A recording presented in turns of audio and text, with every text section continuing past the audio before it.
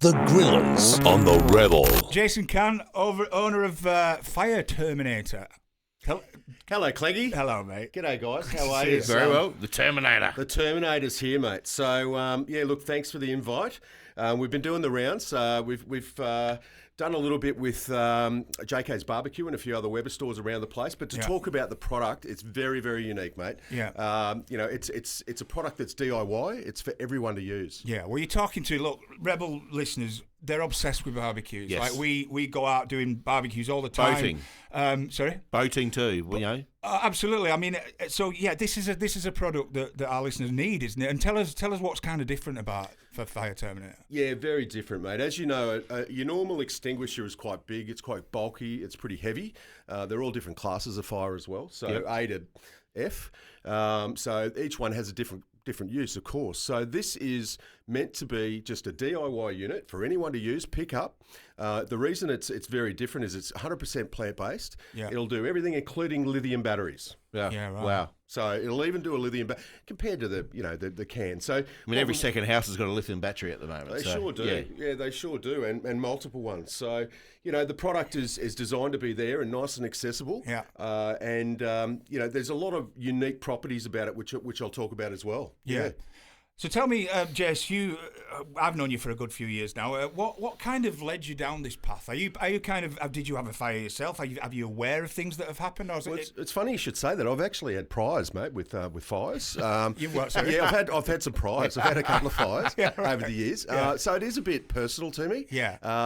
When I was a young fella, I electric blanket when I was out at Coralbin Valley in my golf days, and burnt the apartment down. And oh wow. Yeah, then I've had a fridge that caught fire once too. So it is close to the heart, and the barbecues as well. Being a part of that and being accessible for it. Yeah. So the unit, as I said, it's really about anyone can use it. We're doing a lot with aged care as well now.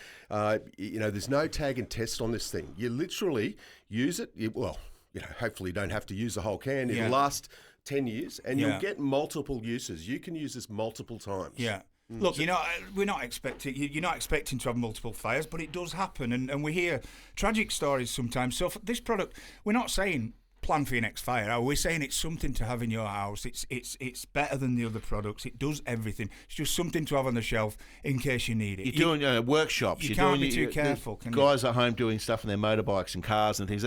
Accidents happen. Perfect. DIY everywhere. In the vans. I've just had an old mate of mine, and I think him, old Bernie from the Bowls Club. He's going around Australia, and he's got a bunch of them in the cars, in the van, telling people as he's going around. So all those markets, just to tell you a couple of the unique properties about it. It is it's a Singapore product. It's not out of China. I saw that. Nothing against the Chinese, but it is. People do look at it that way. It's like a can of bug spray, as I said, and you dispose of it that way as well. So there's no tag and test. As I mentioned, there's no nasties in it. It's all 100%. So you can just wash it away. Yeah. So if I did a flare up the other day on the Weber, and the next morning I just hosed it off. So no nasties. So if you're in a kitchen, you've got to literally almost get hazmat in to clean it down. Yeah, that's right. Price wise, mate, what are we talking?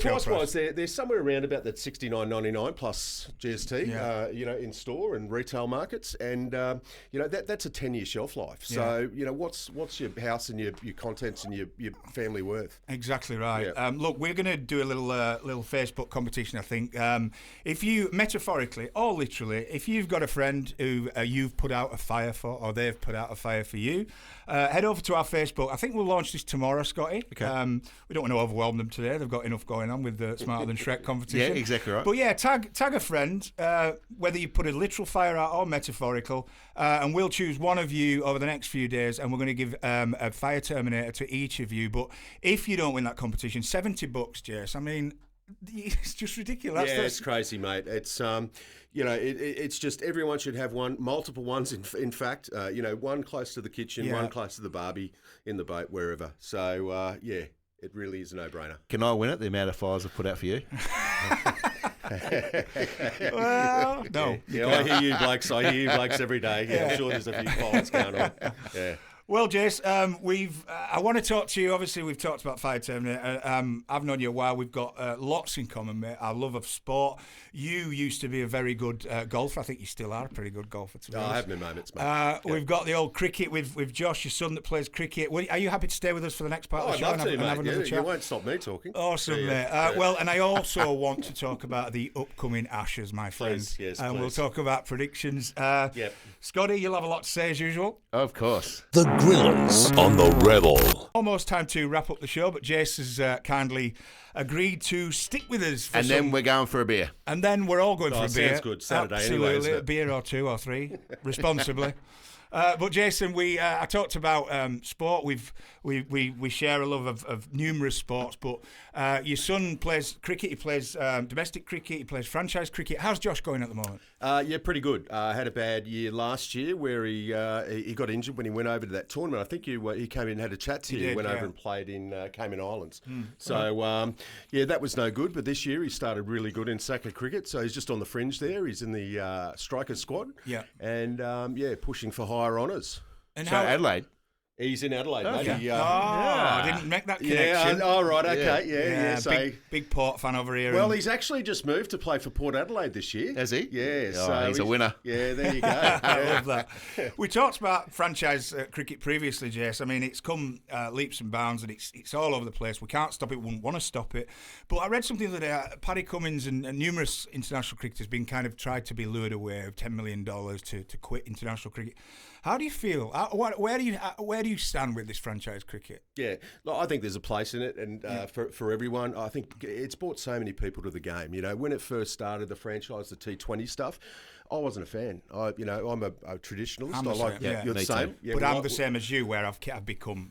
I have, yeah. I have, and look, my wife's the same, and the kids. But look, it's brought new people to the game. I think the cricket councils, the ICCs, and of this world, just need to get in and draw a line. You know where that sits. Yeah. Well, it's run by India, isn't it? Well, this is the thing, isn't it? And where do this is we talk about it a lot, but how do we come to a compromise here? Because I see the English talking about it, I see the Indians, the Australians, and do we have to get together and have like a world kind of rule about it? Because we've got to protect international cricket, haven't we? Absolutely. We've got the Ashes coming up, and international cricket is still, for me, number one. I love the franchise cricket. I do love T20 probably more than one dayers now. But, yeah, is there a solution, Jess? Do you think? I don't know, mate. It's a good question, and we're starting to see that happen in rugby league now with the formation of the new tournament as well. 360. Exactly. And they're talking about bringing rugby union and rugby league together. Look, that'll never work. I don't know if they would want to do that. No. But look, for cricket, I definitely think that the heads need to get together. There needs to be, and it's also hard with the scheduling as well. There is tournaments literally everywhere now. There's T10 tournaments around the world. There's so many different franchises. So I think they all need to get their heads together and have a chat and just come up with a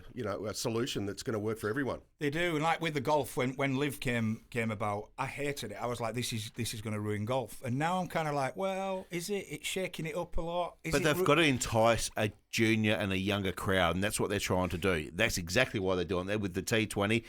Kids are now, they wouldn't know about the 50 overs game. No. They don't care about it. It's 20 and that's it. Yeah, and with the golf, if you're earning reasonable money as a golfer and then somebody offers you millions and millions, hundreds of millions sometimes to go and play golf, it's hard as a bloke to be like, I'm going to stick on my principles. I'm not going to do that, because invariably people will do it. You've seen it in golf, they've turned. I'm never going to do it. Then, okay, that amount of money, now I'm going to do it. That's exactly. John Rahms, he's a classic there. He is. And I hear rumours that he might be looking to jump back. So what, does he give the money back? Or what? That won't be happening. I wonder. He won't be giving the money back, will he? Let's be honest. I wonder if Rory ever goes, that'd be the you're a Rory lover, I know that, mate. Oh, well, I didn't used to. When he used to annoy me winning everything, he used to piss me off. But now I like Rory now. But we talked about that we would mention the Ashes, mate. You and I have a lot of banter about the cricket. We have. It's going to be a great series, isn't it? I mean, I think we've got two very matched sides. What are your predictions? Don't say 5-0. No, I'm not going to go there, mate, because I don't think it will be. I think it's going to be a lot closer than people think. The Cummins factor is definitely going to play in. The opening, our two opening batsmen, that, Aussie's still the man, I think, but we don't know who's going to partner him yet.